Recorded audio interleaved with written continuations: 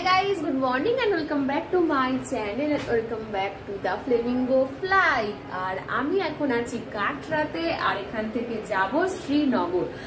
এখানে কালকে বৈষ্ণোদেবী মন্দিরের এক্সপিরিয়েন্স একটা অন্য লেভেলের, সবকিছু তোমাদের সাথে আমি শেয়ার করব। আর আজকে কি হয় না হয় সেটাও তোমাদের সাথে আমি শেয়ার করছি। তো চলো, without any further ado, let's get started.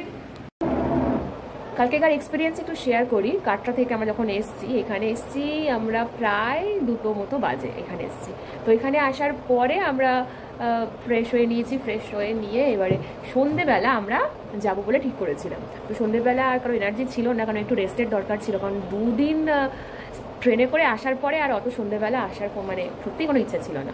তো আমরা ঠিক করি যে ডিনার করে তারপর আমরা বেরোবো। তো 9:30 নাগাদ বেরিয়েছি, বেরিয়ে 10টা থেকে আমরা স্টার্ট করেছি। মানে আমরা যখন অটো করে যখন চেকপোস্টে পৌঁছাই তখন অলমোস্ট 10টা 10-15 বাজে। তো এবারে ওখান থেকে হাঁটা শুরু করেছি। এবার হাঁটতে হাঁটতে হাঁটতে হাঁটতে 2-2.5 ঘন্টা যখন হাঁটা শুরু হয় মানে হয়ে যায়, পা যন্ত্রণায় ছেড়ে যাচ্ছে। আর বৈষ্ণবদেবী মন্দিরে এখন নবরাত্রি ছিল, তো অসম্ভব সুন্দর করে সাজিয়েছে। তো আমরা পৌঁছেছি, এই ড্রেস নিয়ে পৌঁছেছি প্রায় 4টের মতো বাজে।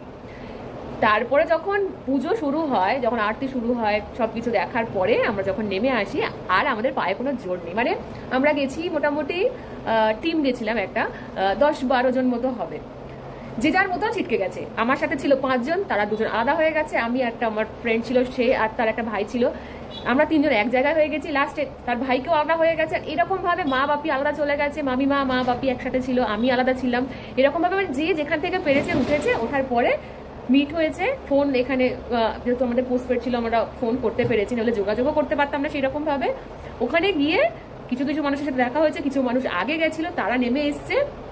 এইবারে নামার এক্সপিরিয়েন্সটা বলি। উঠতে সময় লেগেছে প্রায় 6 থেকে 5.5 থেকে 6 ঘন্টা। নেমেছি আমরা কি করে, কারণ ওখানে সিঁড়ি ছিল। এবার সিঁড়ি দিয়ে উঠতে যতটা কষ্ট হয় নামতে কষ্ট হয় না। আমরা যতগুলো পেরেছি সিঁড়ি দিয়ে নেমে গেছি, মানে রোড ব্যবহারই করিনি। তো ওখান থেকে এলাম, এসে প্রথম কিছু মনে হয়নি। তারপরে 2-3 ঘন্টা পর পা লিটারালি মানে যন্ত্রণায় ছেড়ে যাচ্ছে। মানে এখন অবস্থা সত্যি হাঁটার মতো না। মানে ওষুধ খেয়ে স্প্রে করে মোটামুটি ঠিকঠাক আছে। তো এটাই হচ্ছে এক্সপিরিয়েন্স। আর বাকিটা তো তোমাদের সাথে শেয়ার করবো সবটা, আর আশা করি ভালো লাগবে।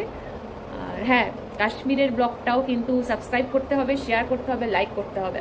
এই হলো কাটরার বাজার, আমরা একদম সামনেই রয়েছি।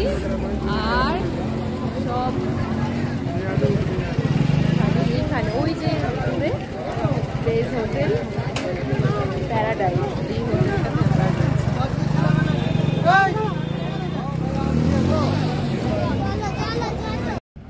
চললাম আমরা কাটরাকে বাই বাই বলে শ্রীনগরের পথে। হ্যাঁ, আর শ্রীনগরে যেতে আমাদের প্রায় 6 থেকে 7 ঘন্টা সময় লাগবে। তো আমরা এখন যাচ্ছি শ্রীনগরে। তো রাস্তায় কি হয় না হয় আর আমরা এই সারা জার্নিটা কি করছি না করছি তোমাদের সাথে শেয়ার করব। তো চলো দেখতে থাকো ব্লগটা আর এনজয় করো।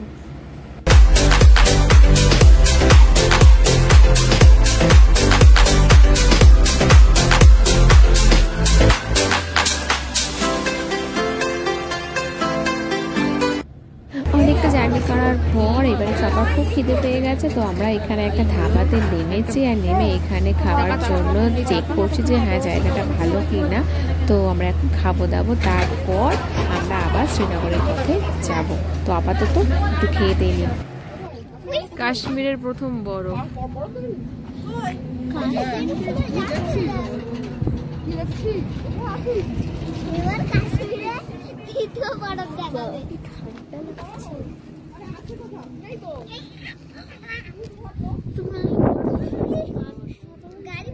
কে আমি? কেন মা মিথ্যা কথা বলবে? সদস্য, সব থেকে পুচকে সদস্য। একটু হাই করে দে, বল হাই। হাই। তোর নাম কি বলে দে? অঙ্কিত মন্ডল। ভালো করে বল, হাই আমি অঙ্কিত মন্ডল। বল বল হাই আমি অঙ্কিত।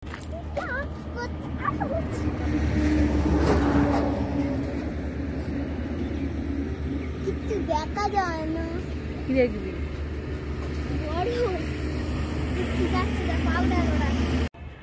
আমরা নেমেছি একটুখানি, আর এখানে গাড়িগুলো কিছুক্ষণের জন্য দাঁড়িয়েছে। আর সবথেকে ইন্টারেস্টিং ব্যাপার হলো দূরে বরফ দেখা যাচ্ছে, মানে অনেকটাই বাকি। তো দূরে বরফ দেখা যাচ্ছে আর দেখেই দারুণ লাগছে। ওয়েদারটা বেশ ভালো আছে এখন। আর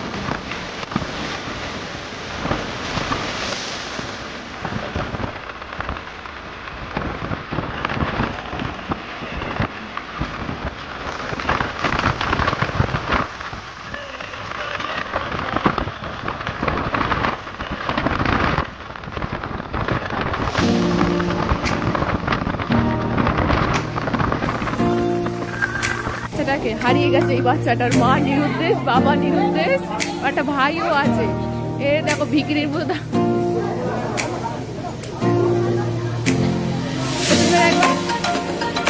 সামনে একটা ব্যাগ, পেছনে একটা ব্যাগ, সামনে আমার ভাইয়ের জামা।